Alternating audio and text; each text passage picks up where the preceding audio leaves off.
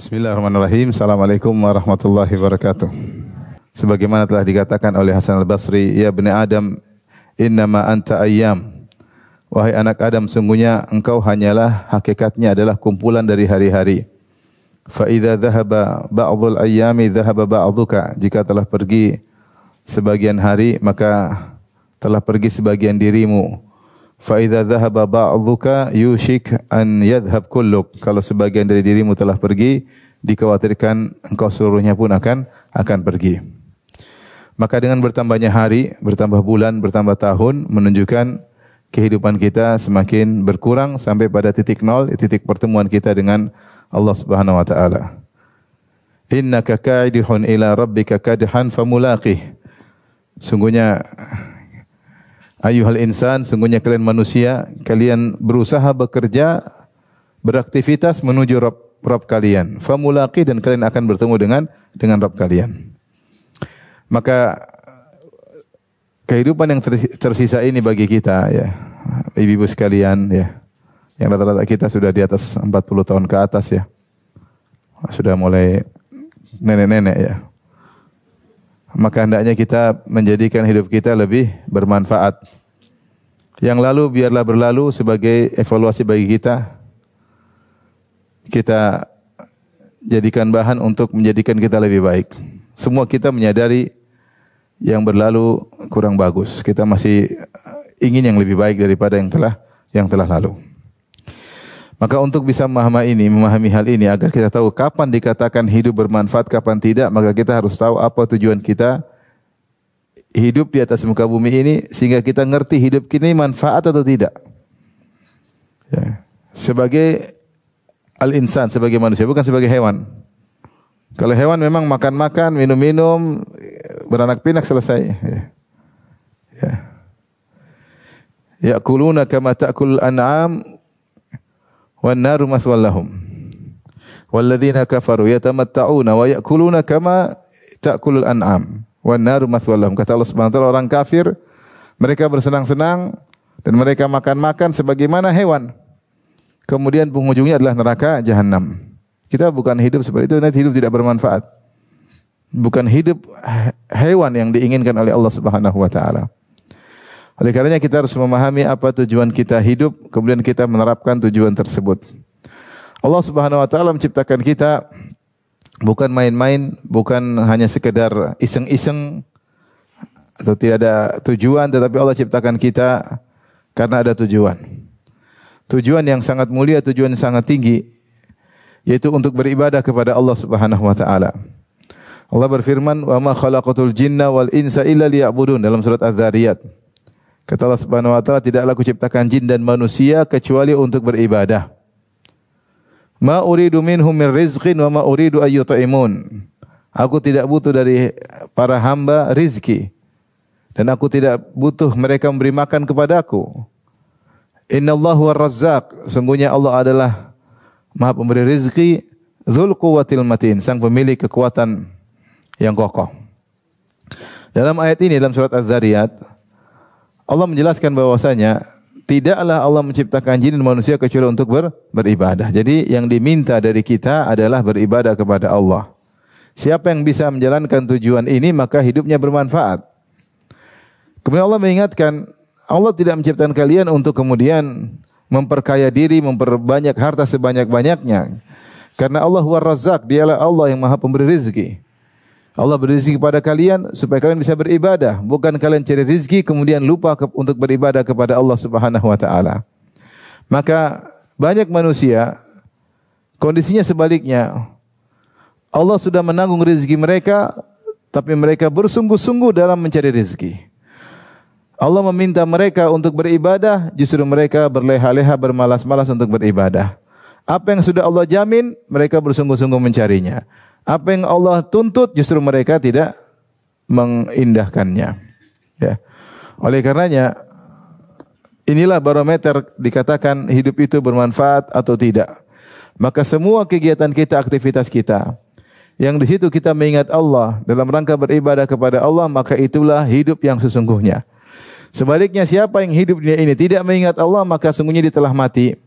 Allah berfirman atau Rasulullah SAW bersabda, "Mathalul ladzi yadhkurullaha wal ladzi la yadhkurullah kamathalil hayyi wal mayyit." Perumpamaan orang yang mengingat Allah Subhanahu wa taala dengan orang yang tidak mengingat Allah seperti perumpamaan orang hidup dan mati. Sini perhatikan, Rasulullah menjelaskan hakikat orang yang hidup itu adalah kehidupan yang bermanfaat, yaitu yang dia gunakan hari-harinya, waktu-waktunya untuk mengingat Allah Subhanahu wa taala. Adapun orang yang hidup secara fisik tetapi dia tidak mengingat Allah, dia lupa, lalai dari Allah, maka sungguhnya kehidupannya adalah kehidupan yang tidak bermanfaat, hanyalah kematian. Dinamakan dengan kematian.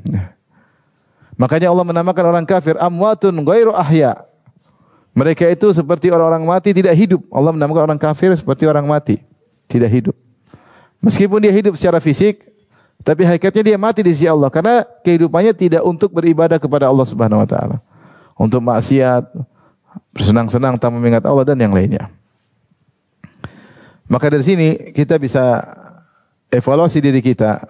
Sejauh mana waktu-waktu yang kita lewati, detik-detik yang kita lewati, hari-hari, bulan-bulan, tahun-tahun yang kita lewati, sejauh manakah hari-hari tersebut untuk Allah? Kalau ternyata tidak untuk Allah, maka sungguhnya itu adalah kematian kita. Hidup kita yang sungguhnya ternyata cuma sedikit. Kebanyakan waktu kita adalah untuk kematian, tidak ada faedahnya. Saya ingin sampaikan hal ini kepada diri saya pribadi, kepada ibu-ibu sekalian. Karena tadi saya katakan, kita hidup ini cuma sebentar.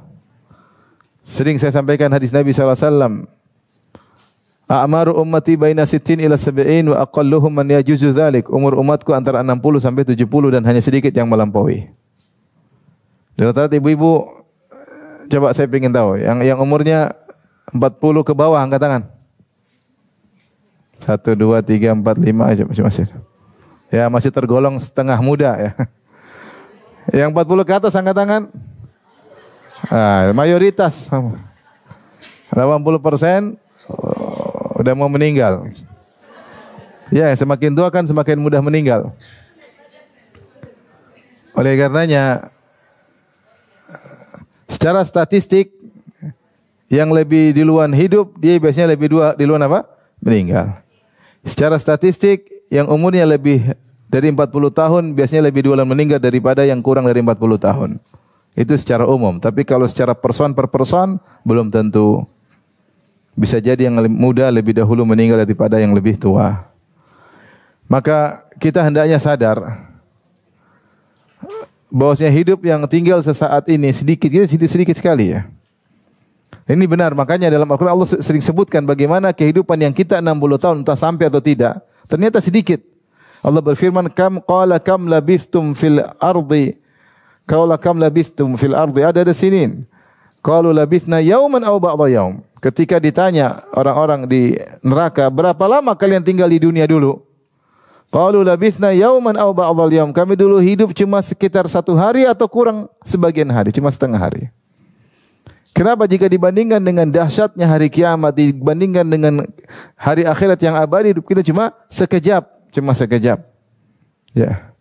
Kata Allah, ka'annahum yauma yarawnaha lam yalbathu illa 'ashiyatan aw duhaha. Tatkala mereka melihat dahsyatnya hari kiamat, maka mereka menyangka bahwasanya mereka hidup di dunia dulu yang mungkin 60 tahun, 70 tahun, 80 tahun, ternyata cuma 'ashiyatan aw duhaha, seperti cuma sepetang atau waktu duha saja. Jangan menyangka bahwasanya hidup kita ini panjang, kita hidup ini cuma sebentar. Nah, hidup kita sudah panjang tinggal sedikit ini. Kalau ternyata kita gunakan untuk yang tidak bermanfaat, untuk bersenang-senang, bergembira tanpa mengingat Allah, untuk bermaksiat, maka sesungguhnya kita sedang dalam kematian. Hidup kita yang sesungguhnya adalah yang untuk beribadah kepada Allah Subhanahu wa taala. Dan itulah ikrar kita. Bukankah kita dalam salat kita mengatakan inna salati wa nusuki wa mahyaya wa mamati lillahi rabbil alamin. Salatku, hidupku, sembelihanku, hidupku dan matiku hanya untuk siapa? Allah. Nah, bagaimana kita bisa menerjemahkan hidup kita ini hanya untuk Allah? Caranya kita menjadikan setiap waktu kita adalah untuk beribadah. Ini waktu yang tinggal sedikit, maka jadikanlah bermanfaat. Saya katakan tadi sebagian orang subhanallah menghargai kehidupannya sehingga dia berusaha mengisi kehidupannya dengan segala hal yang bermanfaat. Dia tidak ingin ada waktunya yang seperti kematian. Dia tidak ingin ada waktu yang terbuang tidak ada faedahnya. Mereka benar menghargai waktu mereka ya. Karena sekarang kita akan bahas bagaimana sih cara kita bisa menjadikan hidup kita seluruhnya ibadah kepada Allah Subhanahu wa taala. Karena sebagian orang salah memahami, mereka menyangka ibadah itu hanyalah hubungan seorang hamba dengan Allah dari sisi ibadah mahdhah. Dia pikir ibadah itu hanya salat, hanya baca Quran, hanya berzikir. Ternyata ranah ibadah itu sangat luas. Ranah ibadah sangat luas. Maka saya ingin mengajak ibu-ibu untuk merenungkan ranah-ranah ini sehingga tidak ada waktu kita yang terbuang. Kita rasa semua waktu kita adalah untuk Allah Subhanahu wa taala. Selalu orientasi kita adalah akhirat, pikiran kita Allah suka atau tidak suka dengan hal ini, Allah ridha atau tidak ridha. Itu yang selalu kita pikirkan sehingga kegiatan kita, aktivitas kita seluruhnya adalah kehidupan yang sungguh. Jadilah kehidupan kita kehidupan yang bermanfaat. Ibnu Qayyim bahas ini di dalam kitabnya Al-Jawabul Kafi. Beliau sebutkan bahwasanya kehidupan yang isinya maksiat, yang tidak ada faedahnya sungguhnya kematian. Kehidupan yang isinya berzikir, mengingat Allah untuk ibadah kepada Allah, itulah kehidupan yang sesungguhnya. Itulah kehidupan yang bermanfaat. Tapi apa itu definisi ibadah? Ya. Dan saya ingatkan bahwasanya kita ini Allah itu ciptakan kita untuk ibadah dan Allah berikan sarana prasarana bumi, alam semesta, kecerdasan, semuanya adalah untuk beribadah. Agar kita bisa beribadah kepada Allah. Allah tidak ciptakan ini semua untuk hanyalah iseng-iseng atau untuk buat kesenangan kita tanpa ada tujuan. Kita bersenang-senang, kita menikah, kita cari harta, kita olahraga, kita apapun kita lakukanlah untuk ibadah. Jika tidak, maka waktu itu hanyalah kematian yang tidak ada faedahnya. Kalau hewan-hewan atau makhluk-makhluk yang lain, matahari, rembulan, mereka beribadah kepada Allah.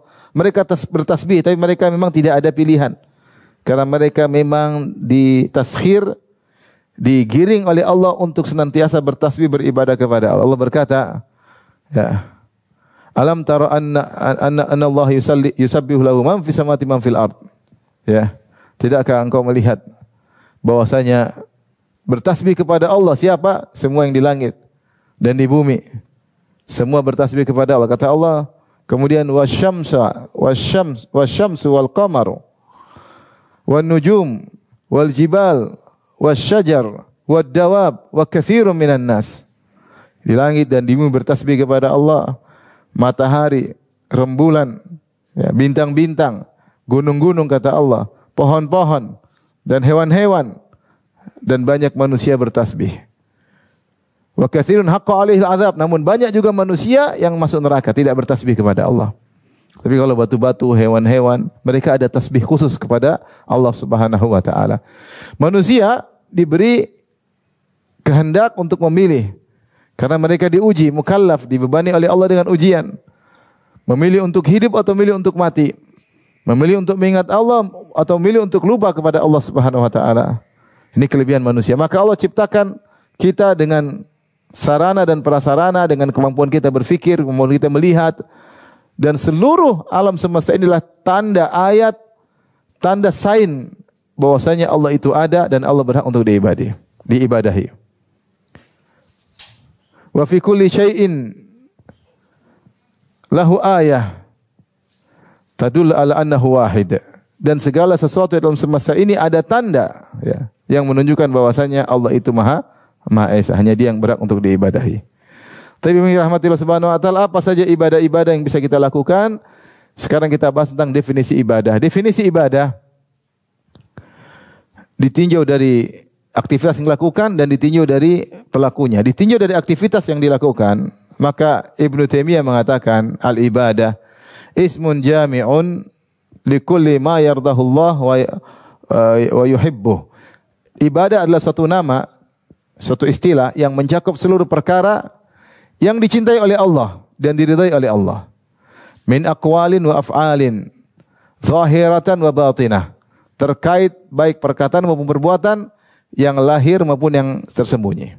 Saya ulangi, ibadah adalah istilah atau nama yang mencakup seluruh perkara yang dicintai oleh Allah Subhanahu wa taala. Diridai oleh Allah Subhanahu wa taala, baik perkataan maupun perbuatan, baik yang nampak maupun yang tersembunyi, zahir dan batin. Itu adalah ibadah dari sisi aktivitas kita. Maka semua aktivitas yang dicintai oleh Allah, diridhai oleh Allah, perkataan, perbuatan yang nampak berupa aktivitas maupun dalam hati, kegiatan perkataan hati, perbuatan hati, semua dicintai Allah itu adalah ibadah. Tapi ini tinjauan pertama. Tinjauan kedua, definisi ibadah ditinjau dari pelakunya, ya. Maka Ibnu Taimiyah mengatakan al-ibadah, ibadah adalah nama yang mencakup, menunjukkan kamal al-mahabbah wa dzul, yaitu kalau orang melakukan ibadah dia benar-benar menunjukkan ketundukan kepada Allah dan kecintaannya kepada Allah. Maksudnya dari sisi aktivitas, kita tahu aktivitas tadi semua yang dicintai oleh Allah adalah ibadah. Pelaku, agar kita dikatakan kita beribadah kepada Allah, kita harus melakukannya dengan penuh ketundukan. Penuh ketundukan, menghinakan diri. Karena ibadah maknanya secara bahasa artinya kehinaan, kerendahan. Makanya dikatakan dalam bahasa Arab sampai sekarang, kalau kita berjalan ke tempat mana kita bersafar, kita tanya, thariqun mu'abbad wala la? Itu jalan mu'abbad. Mu'abbad itu maksudnya sudah dipakai sudah di aspal misalnya, atau sudah diratakan sehingga mudah untuk diinjak. Sampai sekarang masih dikatakan dalam bahasa Arab, thariqun mu'abbad, itu jalan yang sudah diibadahi, maksudnya jalan yang sudah diratakan, mudah untuk diinjak, sudah datang doser untuk meratakannya atau diaspal, sehingga dikatakan thariqun mu'abbad, yaitu jalan yang mudah untuk ditunggangi, ya. Maka seorang ketika beribadah dengan ketundukan disertai dengan kecintaan kepada Rabbul Alamin, ini namanya aktivitas ibadah dan pelakunya sedang beribadah. Dari sini tahu ternyata ranah ibadah sangat banyak. Saya akan jelaskan contoh-contohnya agar kita bisa mengaplikasikan dalam kehidupan sehari-hari. Pertama, ranah ibadah yang jelas kita tahu, yaitu ibadah kita dengan Allah Subhanahu wa taala. Salat 5 waktu, puasa, ya kita sedang beribadah kepada Allah, baca Al-Qur'an. Apalagi Ibu? Apalagi zikir kepada Allah, subhanallah, walhamdulillah, wala ilaha illallah, Allahu akbar. Astaghfirullahaladzim wa tubu ilaih, astaghfirullahaladzim wa tubu ilaih, la haula wala quwata illa billah. La haula quwata illa billah. Kalau ada masalah, hasbunallahu wa ni'mal wakil. Ya, ini semua ada musibah, inna lillahi wa inna ilaihi rajiun. Alhamdulillah uli hal. Ini semua adalah ibadah. Ibadah kita berdoa ketika masuk rumah, keluar rumah, berzikir kepada Allah. Masuk toilet, keluar toilet, kita berzikir kepada Allah Subhanahu wa taala. Ya. Masuk pasar kita beribadah, berzikir kepada Allah. Masuk suatu negeri kita beribadah kepada Allah. Mau safar kita berzikir kepada Allah. Semua zikir adalah ibadah kepada Allah Subhanahu. Karena kita sedang mengingat apa? Allah Subhanahu wa taala. Kita renungkan sudah berapa banyak bagian kita untuk melakukan ibadah model ini. Ibadah yang terkait dengan langsung mengingat Allah Subhanahu wa taala, seperti salat, puasa, kemudian berzikir, baca Al-Qur'an, ya. Doa-doa yang kita panjatkan, zikir-zikir yang kita panjatkan, zikir keseharian, ini semua ibadah. Zikir pagi petang, semua adalah ibadah kepada Allah. Maka kita harus punya bagian dari model ibadah itu. Dan harus banyak. Harus bukan sedikit, harus banyak ibu-ibu. Ibu-ibu ada salat 5 waktu, ada qobliyah dan ba'diyah. Sudahkah ibu-ibu lakukan? Jangan sampai ibu cuma salat, qobliyah tidak ada, ba'diyah tidak ada. Ya. Karena kalau ingin ibadah fardu kita sempurna, kita sertakan dengan qobliyah dan ba'diyah. Karena ketika manusia dihisab pada hari kiamat kelak, Allah suruh lihat kepada malaikat, "Unzuru hal lil ibadi min tatawwu'in?" Wahai para malaikat, lihatlah apakah hamba-hambaku punya ibadah-ibadah sunnah. Tujuannya apa? Untuk menambal kekurangan yang terjadi pada ibadah yang wajib. Kita ada salat. Salat kita tidak ada yang sempurna. Salat sampai pikiran kemana-mana. Salat sambil cepat-cepat. Salat sering lupa, ya. Salat mau di akhir waktu, mau sebentar lagi apa keluar waktu. Salat buru-buru. Pikiran melayang kemana-mana. Nah, di antara yang bisa menyempurnakan salat kita adalah yang sunnah-sunnah, qobliyah dan apa? Ba'diyah. Sehingga pahala salat kita sempurna. Sama zakat, kita mungkin kurang sempurna, mungkin salah hitung. Mungkin ketika kita kerja masih tercampur hal yang syubhat atau sedikit-sedikit yang haram. Bagi kita bayar zakat, di antara penyempurnanya adalah sedekah-sedekah. Tapi puasa Ramadan adalah yang wajib. Mungkin kita kurang sempurna, kita tambal dengan puasa-puasa apa sunnah seperti itu, ya. Nah, ini Hari-hari kita lewati dengan baca Al-Quran. Jangan sampai sehari lewat tidak baca Al-Quran. Ini namanya hidup kita bermanfaat. Tapi ibadah berikutnya, ini insya Allah pada tahu ibadah seperti itu. Yang orang begitu dengar dia tahu itu ibadah. Ibadah yang lain, contoh, yang bisa kita aplikasikan dalam hidup kita sehari-hari adalah ibadah menjadi bermanfaat bagi orang lain. Bermanfaat bagi orang lain. Dengan memberi manfaat kepada orang, sungguhnya kita telah beribadah dengan ibadah yang sangat agung. Rasulullah bersabda, khairukum anfa'ukum linnas. Sebaik-baik kalian adalah orang yang paling bermanfaat bagi orang lain. Jadilah kita berkah. Nabi Isa alaihissalam dia berkata tentang dirinya, wa ja'alani mubarakan aina ma kuntu. Allah menjadikan aku berkah dimanapun aku berada. Dikatakan Nabi Isa berkah di antaranya dengan dua tafsiran. Qadda'an li hawaijin nas, dia suka membantu keperluan orang lain. Yang kedua mualliman lil khair, di mana-mana dia ngajarin kebaikan. Dia membantu kebutuhan orang lain. Yang kedua dia senantiasa mengajarkan kebaikan pada orang lain. Nah, makanya dalam hadis Rasulullah SAW bersabda, kullu sulami ala kulli sulami minan nasi sadaqah. Kullu yawmin tatlu alaihi syams. Kata Nabi, setiap sendi dalam tubuh kita wajib untuk disedekahi setiap hari. Itu bentuk syukur kita atas sendi-sendi yang kita gerakkan dengan mudah. Sendi di bahu, di badan, di kaki, di tangan, mungkin di leher, di mana sendi-sendi kita gerakkan dengan mudah. Ini semua wajib untuk disedekahkan setiap hari. Harus ada sedekahnya sebagai bentuk syukur. Bagaimana bentuknya? Cara sedekahnya Rasulullah mengatakan di antaranya ta'dilu baila istisnain. Kau berbuat adil terhadap dua orang. Ada dua orang yang datang minta hukum kepadamu, kau menghukum dengan adil, sungguhnya itu adalah sedekah. Kemudian wa ta'inu rajul, kau bantu seorang, ya. Fatahmiluhu alaih, ya, fatahmilu mata'u ala dabbati au tahmilu alaih. Cara kau bantu orang, ada dia mungkin bawa barang, dia tidak kuat, kau angkat barangnya. Ini kau membantu orang lain dengan tenaga. Kau angkat barang tersebut, kau letakkan di atas tunggangannya. Kalau zaman sekarang kita angkat, kita bantu angkat, taruh di mobilnya. Atau dia tidak mampu untuk naik onta, kita angkat dia, mudahkan untuk naik onta, maka itu adalah sedekah. Kata Nabi SAW, wal kalimatu thayyibatu sadaqah. Berkata-kata yang baik menyenangkan orang adalah sedekah. Ternyata di antara bentuk ibadah luar biasa adalah seorang menjadi orang yang mubarak, di mana dia memberi manfaat kepada orang di sekitarnya.